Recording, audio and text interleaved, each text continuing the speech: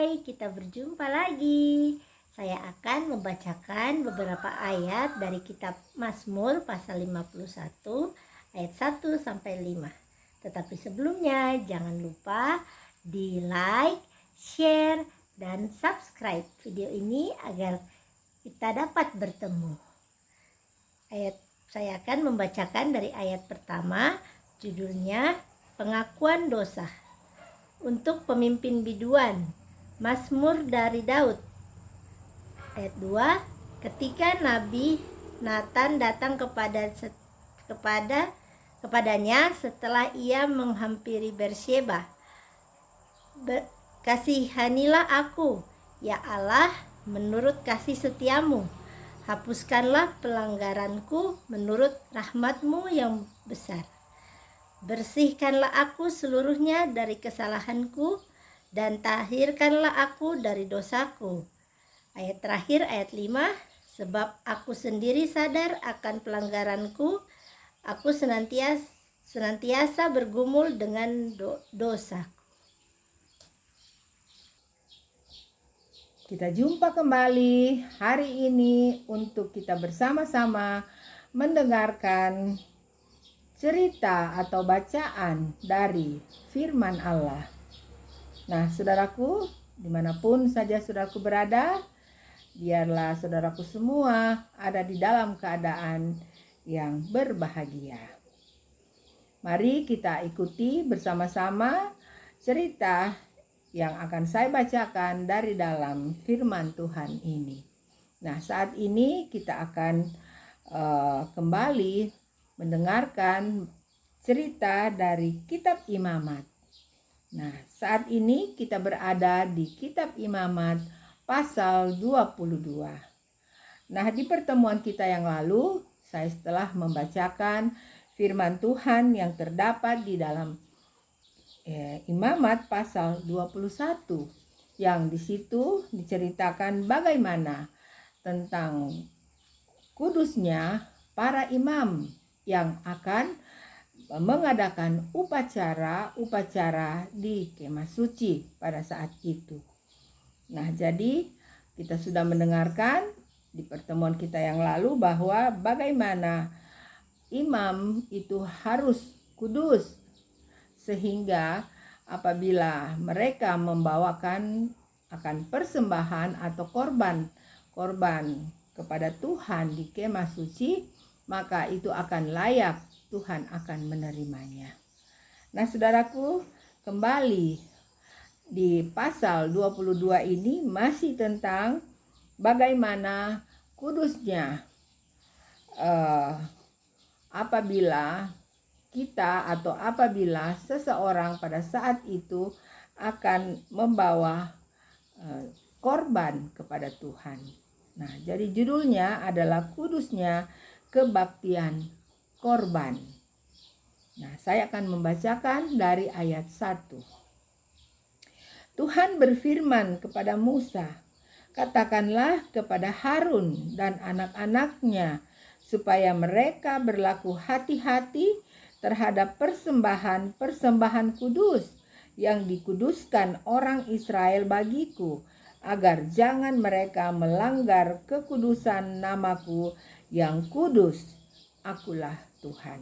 Nah, jadi jelas saudaraku ya, yang mengatakan ini adalah Tuhan ya. Jadi setiap kali bangsa Israel atau umat Israel akan mempersembahkan korban-korban bakaran kepada Tuhan, mereka harus membawakan itu secara sempurna ya, atau secara kudus. Tidak boleh membawakan korban itu dengan sembarangan, sehingga Tuhan layak untuk menerima akan korban mereka. Selanjutnya di ayat 3, katakanlah kepada mereka, setiap orang di antara kamu turun-temurun, yakni dari antara segala keturunanmu yang datang mendekat kepada persembahan-persembahan kudus yang dikuduskan orang Israel bagi Tuhan, sedang ia dalam keadaan najis, maka orang itu akan dilenyapkan dari hadapanku. Akulah Tuhan. Nah, jadi pribadi orang itu juga nggak boleh tidak kudus ya, atau tidak boleh tidak suci ya dikatakan, karena itu akan dinilai oleh Tuhan najis ya, atau tidak layak untuk diterima oleh Tuhan. Ayat 4, seseorang dari keturunan Harun yang sakit kusta atau yang mengeluarkan lelehan, janganlah memakan persembahan kudus sebelum ia menjadi tahir. Dan orang yang kena kepada sesuatu yang najis karena orang mati, atau orang yang tertumpah maninya, atau orang yang kena kepada seekor binatang yang merayap yang menajiskan dia, atau kepada salah seorang manusia yang menajiskan dia dengan kenajisan apapun, ia menjadi najis. Nah, jadi keluarga daripada imam juga yang najis atau tidak layak untuk memberikan pengorbanan, itu juga tidak diterima oleh Tuhan ya, walaupun dia adalah keluarga daripada imam ya, seperti dikatakan tadi keluarga Harun ya. Jadi semuanya harus apa? Harus suci, harus kudus, baru Tuhan dapat menerima pengorbanan mereka. Selanjutnya, orang yang kena kepada yang demikian itu menjadi najis sampai matahari terbenam, dan janganlah ia makan dari persembahan kudus sebelum ia membasuh tubuhnya dengan air. Sesudah matahari terbenam barulah ia menjadi tahir, dan sesudah itu bolehlah ia makan dari persembahan kudus, karena itulah yang menjadi makanannya. Janganlah ia makan bangkai atau sisa mangsa binatang buas, supaya jangan ia menjadi najis karenanya. Akulah Tuhan. Nah, jadi sekali lagi Tuhan menekankan bahwa yang mengatakan ini, peraturan-peraturan ini adalah Tuhan Allah sendiri. Dan mereka harus tetap berpegang pada kewajibannya terhadap aku, supaya dalam hal itu jangan mereka mendatangkan dosa kepada dirinya dan mati oleh karenanya.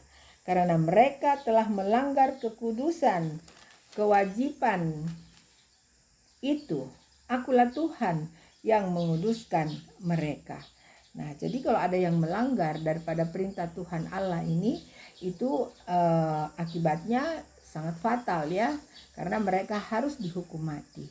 Nah, selanjutnya ayat 10. Setiap orang awam janganlah memakan persembahan kudus, demikian juga pendatang yang tinggal pada imam ataupun orang upahan.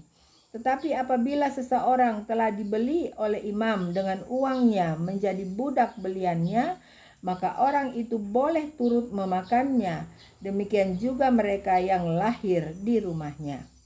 Apabila anak perempuan imam bersuamikan orang awam, janganlah ia makan persembahan khusus dari persembahan kudus.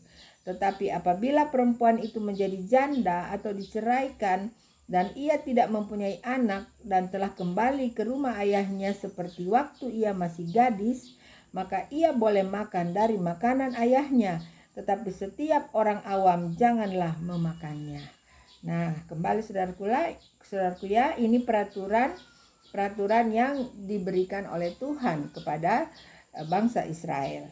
Apabila seseorang dengan tidak sengaja memakan persembahan kudus, ia harus memberi gantinya kepada imam dengan menambah 1/5. Janganlah pada imam melanggar kekudusan persembahan kudus orang Israel yang telah dikhususkan bagi Tuhan. Karena dengan demikian mereka mendatangkan kepada orang Israel kesalahan yang harus ditebus apabila mereka memakan persembahan kudus mereka, sebab akulah Tuhan yang menguduskan mereka. Tuhan berfirman kepada Musa, berbicaralah kepada Harun serta anak-anaknya dan kepada semua orang Israel, dan katakan kepada mereka, siapapun dari umat Israel dan dari orang asing di antara orang Israel yang mempersembahkan persembahannya, baik berupa sesuatu persembahan nasar maupun berupa sesuatu persembahan sukarela yang hendak dipersembahkan mereka kepada Tuhan sebagai korban bakaran. Maka supaya Tuhan berkenan akan kamu, haruslah persembahan itu tidak bercela dari lembu jantan, domba, atau kambing. Nah, jadi yang najis itu atau yang benar-benar diterima oleh Tuhan bukan hanya orangnya harus kudus, namun persembahannya yang mereka bawa juga kepada Tuhan itu juga harus binatang-binatang yang tidak bercela, ya, binatang-binatang yang baik, yang sehat, yang sempurna, sehingga Tuhan dapat menerima persembahan mereka. Kemudian ayat 20. Segala yang bercacat badannya janganlah kamu persembahkan, karena dengan itu Tuhan tidak berkenan akan kamu. Juga apabila seseorang mempersembahkan kepada Tuhan korban keselamatan sebagai pembayar nasar khusus atau sebagai korban sukarela dari lembu atau kambing domba, maka korban itu haruslah yang tidak bercela, supaya Tuhan berkenan akan dia. Janganlah badannya bercacat sedikit pun. Binatang yang buta atau yang patah tulang, yang luka atau yang berbisul, yang berkedal atau yang berkurap, semuanya itu janganlah kamu persembahkan kepada Tuhan. Dan binatang yang demikian janganlah kamu taruh sebagai korban api-apian bagi Tuhan ke atas mezbah. Nah, saudaraku, jadi kita bisa melihat di sini bahwa betapa kudusnya Tuhan itu, ya. Jadi dia mau semua yang dipersembahkan kepadanya itu, baik orang yang mempersembahkan, baik korban-korban yang mau dipersembahkan itu, semua harus sempurna, ya. Semua harus kudus sama dengan Tuhan Allah itu sendiri. Selanjutnya 23. Tetapi seekor lembu atau domba yang terlalu panjang atau terlalu pendek anggotanya, bolehlah kau persembahkan sebagai korban sukarela. Tetapi sebagai korban nasar Tuhan tidak akan berkenan akan binatang itu. Tetapi binatang yang buah pelirnya terjepit, ditumbuk, direngut, atau dikerat, janganlah kamu persembahkan kepada Tuhan. Janganlah kamu berbuat demikian di negerimu. Ayat 25. Juga dari tangan orang asing janganlah kamu persembahkan sesuatu dari semuanya itu sebagai santapan Allahmu, karena semuanya itu telah rusak dan bercacat badannya. Tuhan tidak akan berkenan akan kamu karena persembahan-persembahan itu. 26. Tuhan berfirman kepada Musa, apabila seekor anak lembu atau anak domba atau anak kambing dilahirkan, maka haruslah itu tinggal 7 hari lamanya dengan induknya. Tetapi sejak hari ke-8 dan seterusnya, Tuhan berkenan akan binatang itu kalau dipersembahkan berupa korban api-apian baginya. Nah, jadi sangat terperinci, saudaraku, ya. Tuhan Allah kita ini, ya, berperaturan, sangat berperaturan, ya. Jadi dikatakan di sini apabila seekor anak lembu atau anak domba atau kambing itu dilahirkan, maka dia enggak boleh diapa-apakan dulu. Itu harus tinggal dengan ibunya, dikatakan 7 hari lamanya. Tetapi sejak hari ke-8 dan seterusnya Tuhan berkenan. Jadi anak lembu atau anak kambing, domba itu sudah bisa atau sudah layak untuk dijadikan korban kepada Tuhan. Namun syaratnya anak domba itu harus sempurna, ya, tidak bercacat celah. Seekor lembu atau kambing atau domba janganlah kamu sembelih bersama-sama dengan anaknya pada 1 hari juga. Dan apabila kamu menyembelih korban syukur bagi Tuhan, kamu harus menyembelihnya sedemikian hingga Tuhan berkenan akan kamu. Pada hari itu juga korban itu harus dimakan. Janganlah kamu tinggalkan apa-apa daripadanya sampai pagi. Akulah Tuhan. Nah, kita tiba di ayat 31. Dengan demikian kamu harus berpegang pada perintahku dan melakukannya. Akulah Tuhan. Janganlah melanggar kekudusan namaku yang kudus, supaya aku dikuduskan di tengah-tengah orang Israel. Sebab akulah Tuhan yang menguduskan kamu. Dan ayat yang terakhir 33, yang membawa kamu keluar dari tanah Mesir, supaya aku menjadi Allahmu. Akulah Tuhan. Nah, Jadi saudaraku, kalau kita mendengarkan bacaan dari firman Allah ini, betapa bagaimana semua yang dituliskan di dalam kitab Imamat yang kita baru baca ini, itu semuanya dikatakan oleh siapa? Oleh Tuhan Allah sendiri, ya. Jadi bukan oleh Harun, ya, kehendak Harun atau kehendak Musa, ya, bukan, saudaraku. Semua ini adalah langsung, ya, kehendak atau ucapan firman daripada Tuhan Allah, ya. Karena setiap kali habis Tuhan mengucapkan perintah-perintahnya, dia mengatakan bahwa akulah Tuhan, ya. Jadi saudaraku, betapa kita bersyukur dan berterima kasih karena kita mengetahui bahwa kita mempunyai Tuhan Allah yang kudus, Tuhan Allah yang benar-benar, bukan dari mana-mana, namun memang benar-benar adalah pencipta, ya, pencipta kita, pencipta alam semesta, ya. Nah, kita bersyukur karena kita mempunyai Allah yang berperaturan, ya. Bukan seperti Allah-Allah yang lain yang kita tidak mengenal sikapnya, kita tidak mengenal tabiatnya. Namun kita bersyukur karena Allah kita ini kita kenal, ya, bahwa Allah kita ini Allah yang kudus, Allah yang berperaturan, Allah yang senang dengan apa? Kebaikan, dengan kebenaran, ya. Ya, saudaraku, dimanapun saja Anda berada, biarlah firman Allah yang saya dan saudaraku baru saja dengar, yang saya baru bacakan ini, bisa menjadi pelajaran bagi kita semua, bahwa tetaplah percaya, tetaplah berpegang kepada perintah-perintah Tuhan, karena dialah Allah kita, Allah semesta alam, pencipta langit dan bumi dan seisi dunia, bahkan kita semua manusia ciptaannya.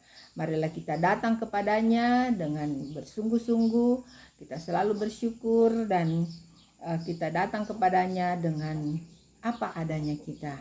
Kita mau berusaha untuk jatuh di bawah kaki salibnya. Dan Tuhan Allah tentunya akan mendengarkan semua permohonan ataupun persembahan yang saya dan saudaraku berikan dengan ketulusan hati, dengan segenap hati, dengan sebaik-baiknya untuk Tuhan. Terima kasih saudaraku sudah bersama-sama dengan saya untuk mendengarkan firman Allah yang saya baru saja bacakan. Dimanapun saudara berada, biarlah saudaraku ada di dalam cinta kasih daripada Tuhan Allah, Tuhan Yesus. Bye, God bless you.